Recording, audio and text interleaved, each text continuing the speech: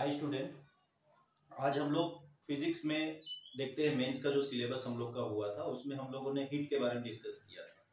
पिछली क्लास में मैंने बताया कि जब हम करंट देते हैं तो हीट कितना जनरेट होता है, आई स्क्वायर आर टी। ठीक है, इतना हीट जनरेट होता है। अब इसके आगे थोड़ा सा आज देखते हैं पावर के बारे में कि पावर होता क्या है। अच्छा, हीट के बारे में एक चीज और, जैसे ओम्स लॉ है, V is equal to I into R, या फिर I इज इक्वल टू आप क्या लिख सकते हो V बाई आर। तो हीट का एक फॉर्मूला और बन जाएगा V बाई आर का square into R into T.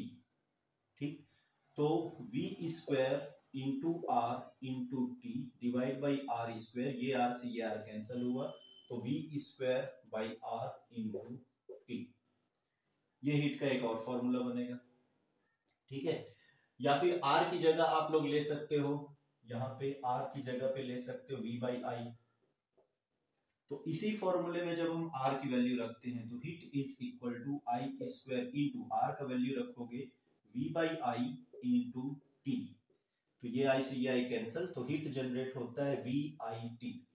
ये है हमारा हीट जनरेशन।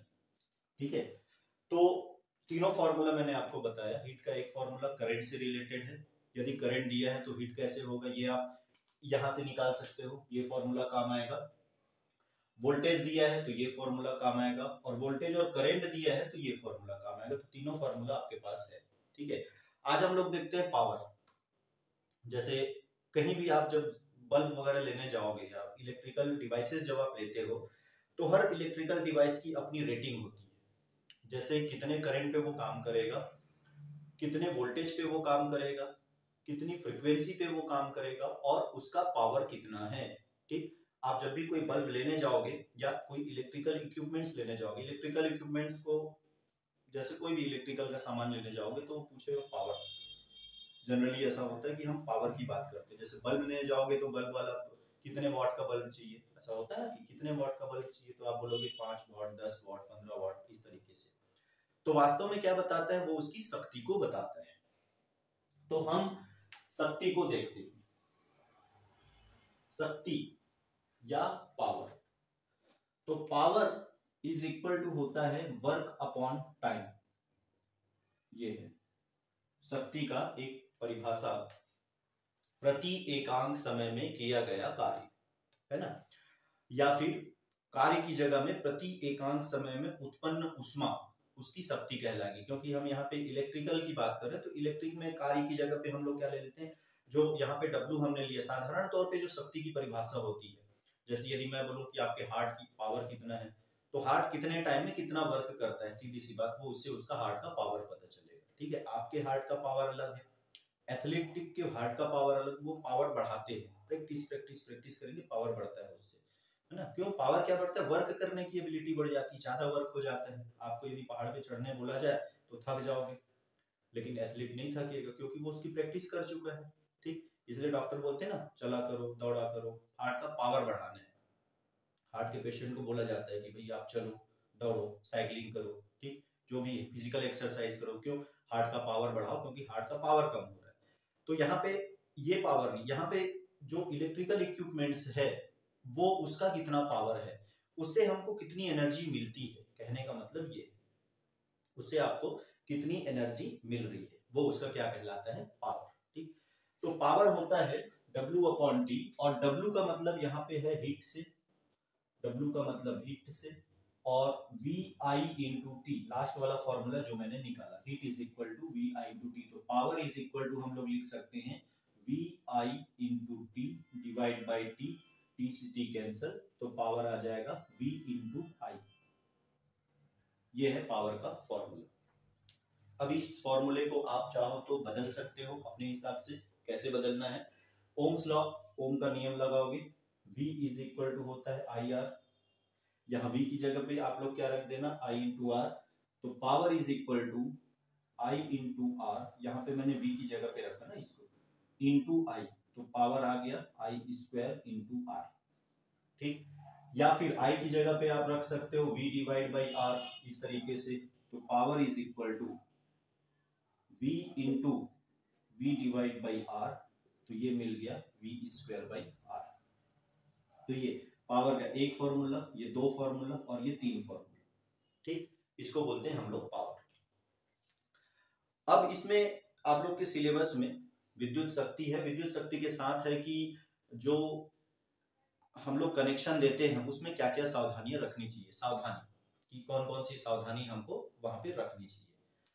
तो जब हम लोग इलेक्ट्रिकल कनेक्शन देते हैं तो सावधानी आप चाहो तो गूगल सर्च कर लेना, गूगल सर्च में सावधानी बता देगी। या एक कॉमन सी सावधानी क्या होती है कि प्लग को अच्छे से लगाना चाहिए, ये पहली सावधानी होगी, ठीक है। वायर का कनेक्शन सही सही करना चाहिए, दूसरी सावधानी होगी। तीसरी सावधानी है कि वायर यदि कटा है तो कटे हुए वायर को हमको नहीं लगाना चाहिए, ये तीसरी सावधानी होगी।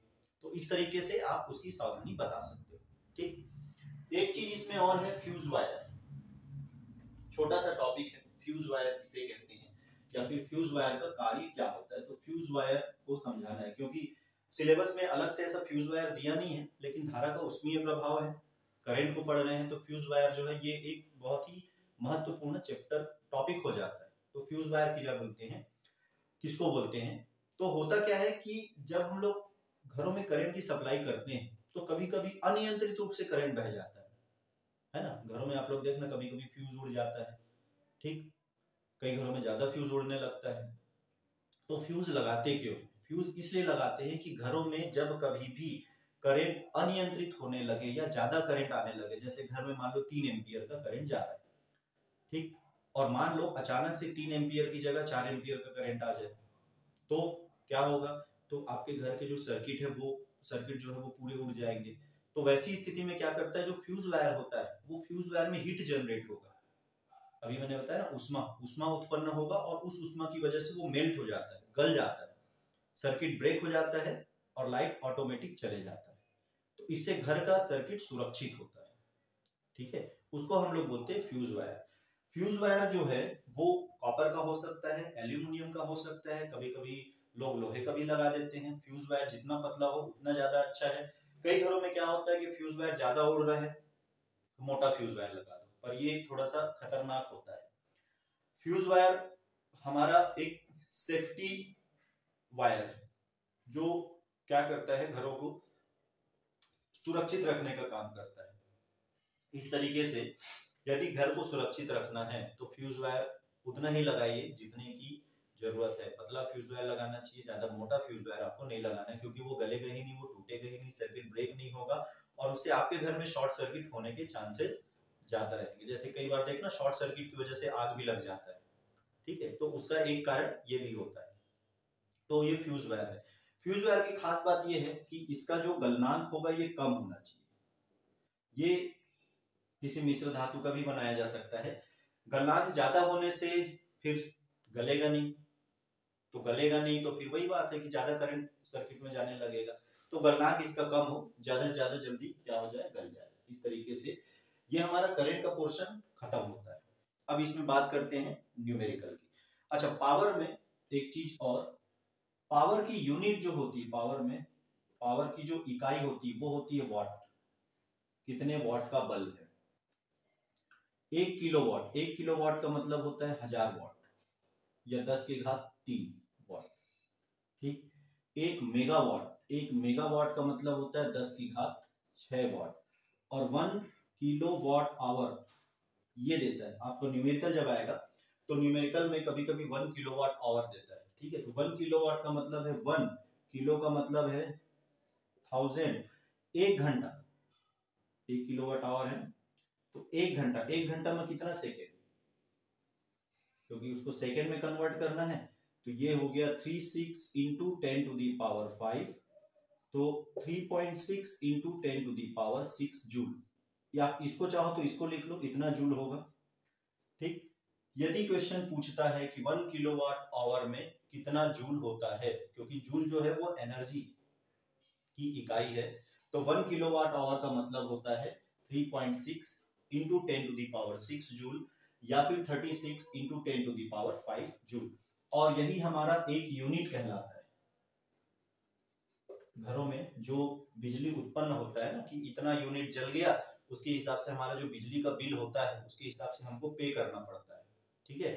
तो इतना यूनिट जल गया है और इतना यूनिट जल गया है तो उसमें बिजली की खपत कितनी होगी, तो वो आपको इस हिसाब से निकलेगा। ठीक, चलिए क्वेश्चन बनाते हैं। अब इसके न्यूमेरिकल पे हम आ जाते हैं कि न्यूमेरिकल जो है वो किस तरीके का न्यूमेरिकल आता है।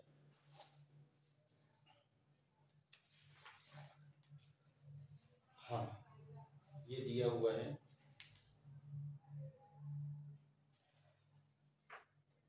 एक घर में प्रतिदिन 60 वाट के 4 बल्ब 4 घंटे और 80 वाट के 2 बल्ब 10 घंटे जलाए जाते हैं। ठीक है, एक घर है और उस घर में 60 वाट के 4 बल्ब, 60 वाट के 4 बल्ब बल्ब है ना, और 80 वाट के 2 पंखे। ठीक, ये 4 घंटे जलता है और ये 10 घंटे चलता है।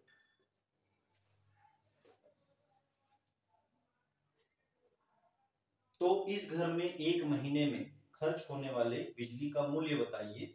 यदि प्रति यूनिट बिजली 2 रुपए है, एक यूनिट का कितना होता है, 2 रुपए होता है। ठीक है, एक यूनिट है, एक यूनिट का कितना होता है, 2 रुपए होता है। तो हमको ये निकालना है कि प्रति यूनिट बिजली 2 रुपए है तो टोटल बिजली का बिल उसका कितना आएगा। तो इस स्थिति में एक फॉर्मूला यहाँ पे आप लोग को लगाना है, क्योंकि आप लोग को मेंस का सिलेबस देखना है, चाहे वो प्री में हो चाहे मेंस में, इस टाइप का जो भी क्वेश्चन आएगा उसके लिए एक फॉर्मूला आपको लगाना है। ठीक है, यूनिटों की संख्या,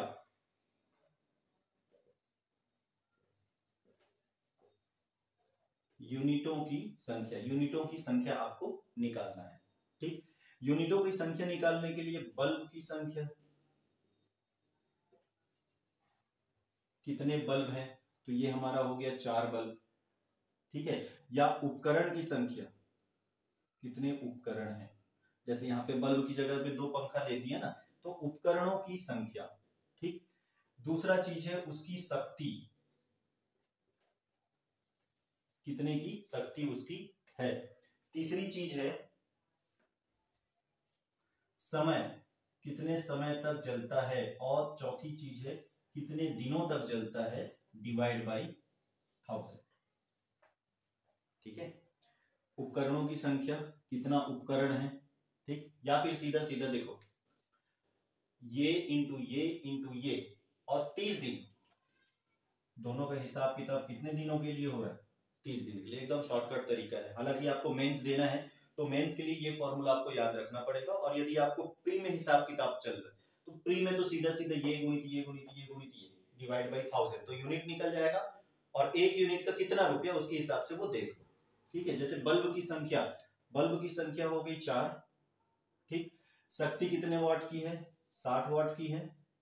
समय कितना लेता है, 4 घंटे, और कितने दिनों के लिए जलता है, 30 दिनों के लिए, डिवाइड बाई 1000, तो 1 2 इस तरीके से। ठीक है, 24 गुणित 4 गुणित 3 बटे 10, ये रिजल्ट आता है आपका। इसको आप लोग मल्टीप्लाई कर लेना, 28.8 यूनिट, ये आता है आपका 28.8 यूनिट, ये आपका 28.8 यूनिट हो गया इसका। ठीक है, इसको आप मल्टीप्लाई कर लेना, मल्टीप्लाई करके डिवाइड बाई 10 कर लेना, 288 आएगा इसका रिजल्ट। 24 इंटू 4 करोगे, ये है 24 इंटू 4, 16 1 9 और ये 3 18 1 27 और 1 28, तो ये रिजल्ट आता है 288 डिवाइड बाई 10, तो ये आएगा 28.8। ठीक है, दूसरा, अब ये तो हो गया पहले का हिसाब किताब, इसका हिसाब किताब। दूसरे का हिसाब किताब देखेंगे तो उपकरण, कितना उपकरण, उपकरणों की संख्या, तो यहां पे है 2 पंखे। ठीक, कितने पावर का है, 80, कितना लेता है 10, कितने दिन के लिए 30, डिवाइड बाई 1000, ये तो ये आ गया 48 यूनिट। ठीक है, कुल यूनिट, ये एक अच्छा प्रश्न है, कुल यूनिट कितना होगा। तो कुल यूनिट में पहले का यूनिट था हमारा 28.8 यूनिट प्लस 48 यूनिट। अब 48 में 28.8 प्लस करो, ये बन गया 8 16 1 76.8 यूनिट, है ना। इतना यूनिट टोटल जलता है। एक यूनिट का होता है 2 रुपए।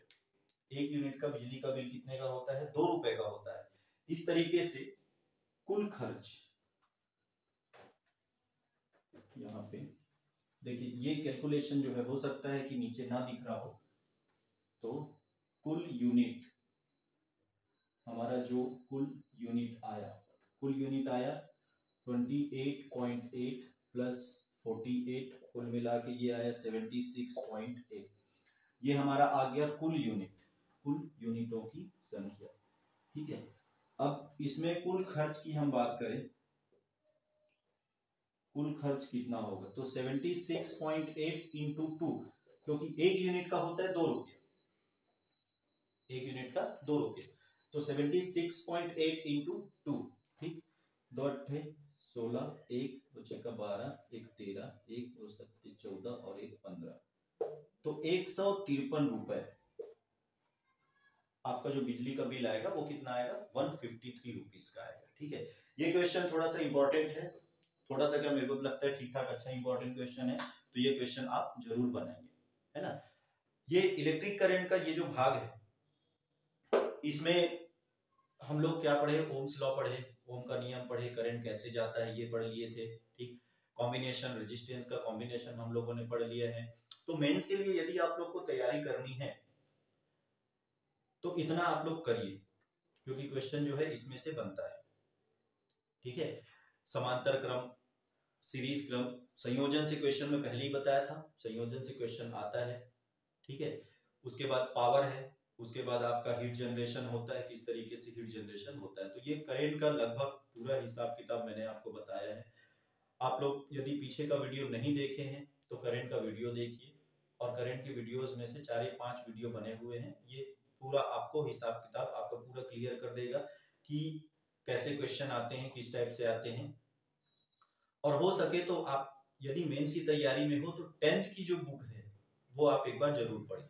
10th की बुक में आपको प्रैक्टिस क्वेश्चन आपको मिल जाएगा, और यदि आपके पास नहीं है तो कोई दिक्कत नहीं है, हमने जो प्रैक्टिस करवाया क्वेश्चन वो आप क्वेश्चन प्रैक्टिस करके जा सकते हैं, ठीक है। अगला जो फिजिक्स का क्लास है उसमें हम आगे बढ़ेंगे, अगले चैप्टर पे बात करेंगे, अगला चैप्टर किस तरीके से करना है, ठीक। तब तक के लिए आपका धन्यवाद।